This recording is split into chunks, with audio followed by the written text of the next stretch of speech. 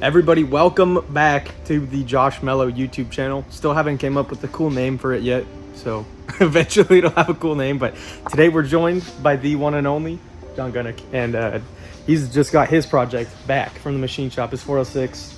This thing is going to be diabolical when it's done. So yeah, you can write in the comments to him all about it. But today we're doing some work on the 318, and as you can see already, got the oil pump on, and you guys are going to see the process of that, as well as a bunch of other stuff I got to do today. The goals for today is I'd really like to get at least the oil pan, which is sitting there on the chair, all done and cleaned up, as well as all the bolts for the water pump cleaned up. That way maybe today I can install the pan, the timing cover. Actually probably not, because I got to paint all those things prior to putting them on, but we'll at least get everything ready to go. So that's kind of the goals for today, and you guys are going to watch me put this oil pump on right now. Now, we've got our hardware, and we've got hopefully everything that we need to put this together. Before I put it together 100% of the way, I'm just going to test with these bolts just to make sure. And make sure they work. So let's do that first.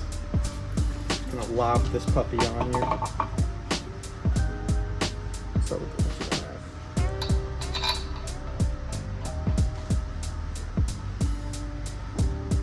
that's too big.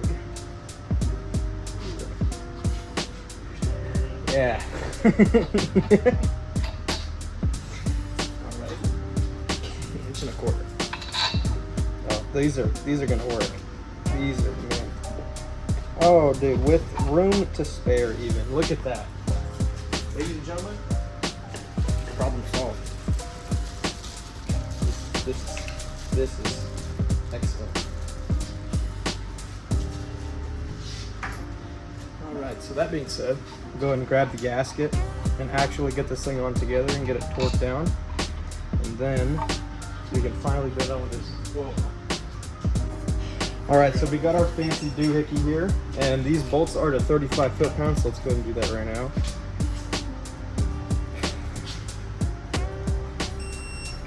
That's terrifying. Boom, just like that, oil pump finally installed. All right guys, before we get this pickup tube exactly where we want it to be, we want to check out where the spec is between the bottom of the screen and then the bottom of the sump in the pan. So I looked at the spec just a little bit ago, and it's like anywhere between 1/2 inch to a 3/8 of an inch, and we're getting that started right now. So as you can see, we've kind of got this all set up here, and this guy's a lot smarter than I am, so he can explain it more. But so basically an easy way to do this is take kind of a putty, or we're using just aluminum polish, it's just a putty type thing, and put around that much, so in between 1/2 inch and 3/8 on the top of the pickup. It doesn't have to be exact, but I mean, try to get it in that range. Put on a little more. So that way, when you set your pan on, you know if it's hitting or if it's too much or too little based on how much that gets squished down. Pretty easy way to sheet this. yeah, so doing it the easy way. So we just set it down and set it down. So no putty touching. So what we're gonna do is just back it up a little bit, or down technically. No, that's too much. Close enough. the eyeball engineering is insane. Yeah. It's alright, it's going to Dodge. So. Hey.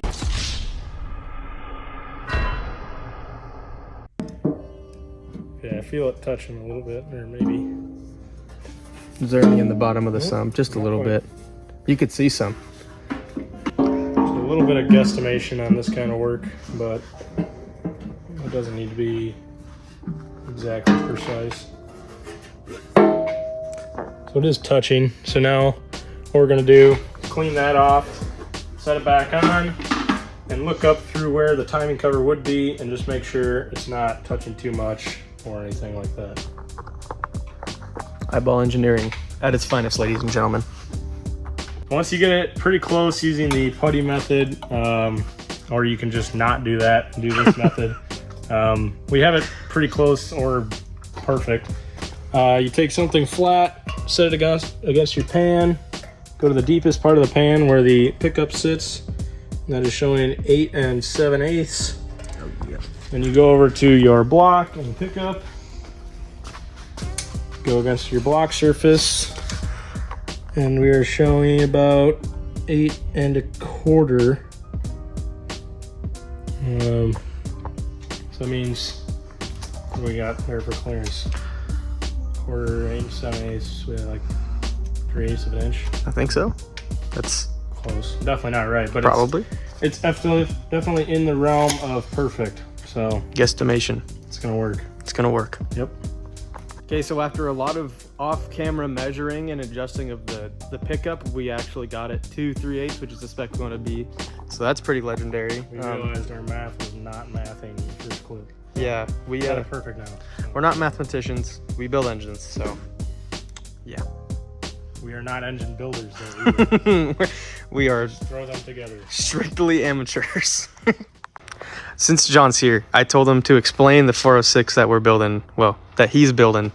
So I figured you guys might enjoy that. So this is a 75 block, 400, board 30 over.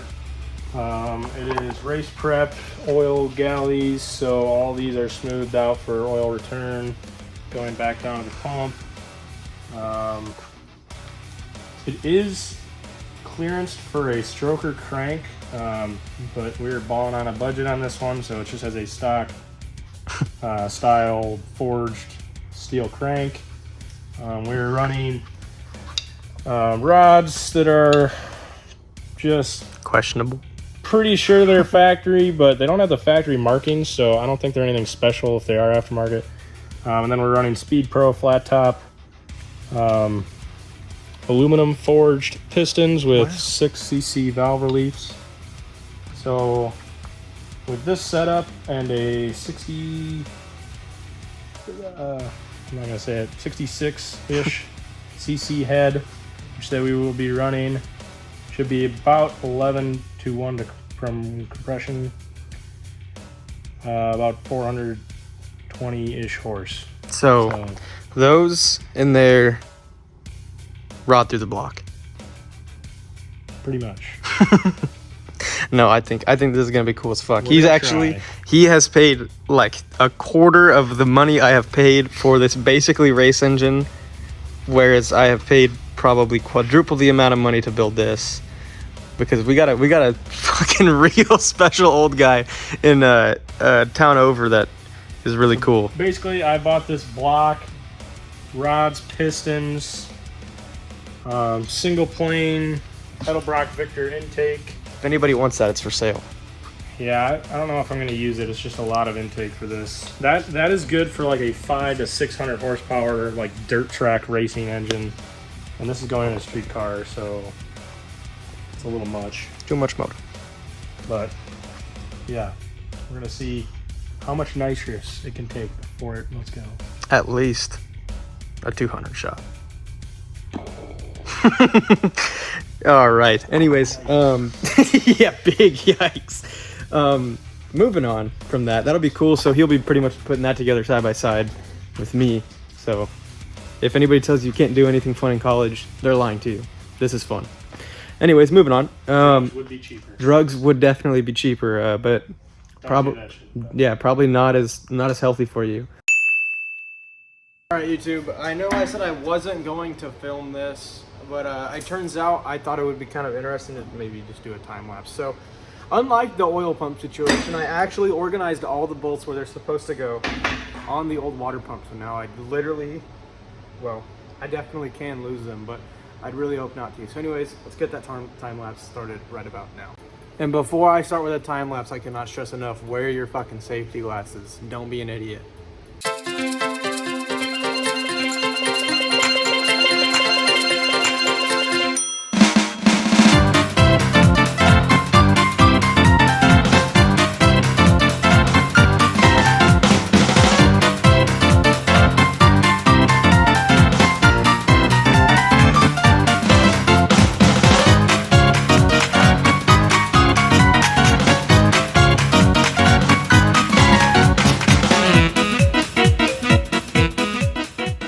All right, so I just got back from cleaning up all those bolts, and I still got a couple more parts to clean, but John has informed me of his sad plane of existence. Never trust any parts store. I told them this is a 30 over 400, and they gave me rings for it. Standard 4125. That is not right. I need 4155. 30 over. Suboptimal. And it's past 5 o'clock, so can't get new ones today. That means I am stuck doing a bunch of other crap. Let's all collectively laugh at John now. All right, fine. Also, in the process of making all this stuff happen, we are about to go on a Baumgar's run to get some more hardware. I need to get a bunch of flat washers and, well, stuff. And this guy needs something as well, whatever it may be. It's not rings, because Baumgar's doesn't sell 400 piston rings. So, everybody, GG. This guy is not gonna get his pistons in today, but you guys will probably see it maybe get painted tonight. I don't know, but I mean, at least we already have planned to start working pretty late tonight, just because. Dude, they stole my ARP sticker. Oh, not the sticker, dude. That's like the most important thing. Oh yeah, let's do that. But yeah, now that it's flipped over and I can't put my pistons in the rods. Brought to you by ARP. We are not sponsored. We wish we were. Yes. But ARP main bolts. I was gonna do studs, but you don't really need them if you're. This is gonna be a pretty mild street car. If you're gonna do studs, that's like legitimate race engine type of thing. Not making anywhere north of 1,000, so I think we'll be okay. But yeah, this is very nice, smooth. I can actually show you my oil clearances. Are within Mucho spin. 15 to 20 thousandths, and end play is 3 thousandths. So everything is, I think you want your oil clearance between 15 thousandths and 30 thousandths. So that's literally perfect. And then end play is between 2 and 7 is like the big gap, but in between 3 and 6 thousandths is like really good. So this is like perfect. Everything's together nice. It rotates nice and freely. So too bad I cannot install my pistons tonight because everything is so nice. Yeah. All right. Now, 2 Baumgars.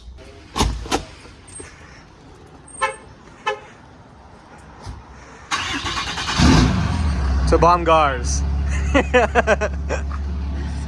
All right, before we can start painting our engine parts and the block, I figured we do need to clean up some of these parts. So right about now, we'll strip all this old paint off of the pan, as well as these couple mounting brackets for the alternator and this little washer plug, so that way it's not disgusting for when I put it together. So I'll put you guys in a time lapse, and we're gonna do that right about now.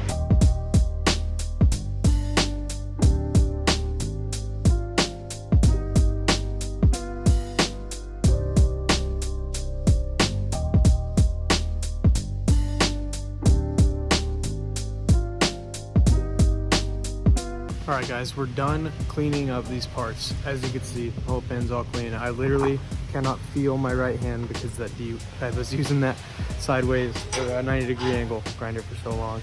Got these parts cleaned up. Now we're ready to start painting, so let's get to that. All right, so before we start painting anything, I got to tape off some of these parts, and then we can actually get started painting. So I'll put you guys in a time lapse, and we'll do that right now. All right, so unfortunately, my iPhone decided it was going to be full of storage during the time lapse, so you guys don't get to see like the 5-minute time lapse of me taping this thing off. But the timing cover is taped off and ready for paint, so we'll get that taken care of here momentarily. So I think what the plan is now is I'm just gonna start painting all these little parts. So the timing cover, the pan, all those mounting brackets. and then I'll deal with painting the block later. I might get it masked off, but I'm definitely gonna start by painting all these. So let's go do that right about now. All right, now that we've got our shit taped off, we can finally start laying down some primer. So let's throw you guys into a time lapse, and hopefully my phone doesn't run out of storage this time.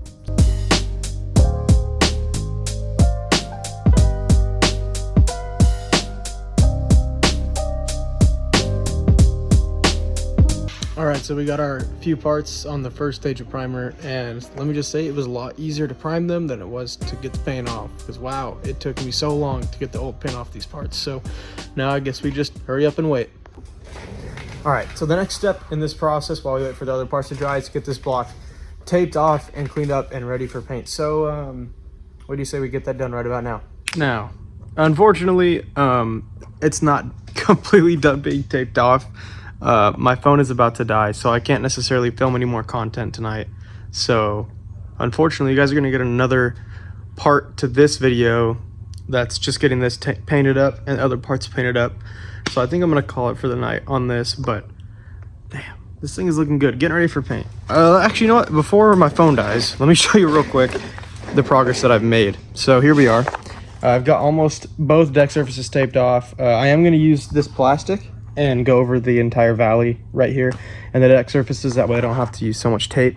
And then also same thing up front for the timing cover, as well as I'm going to tape off all of the frost plugs. So that being said, thanks you guys for watching today.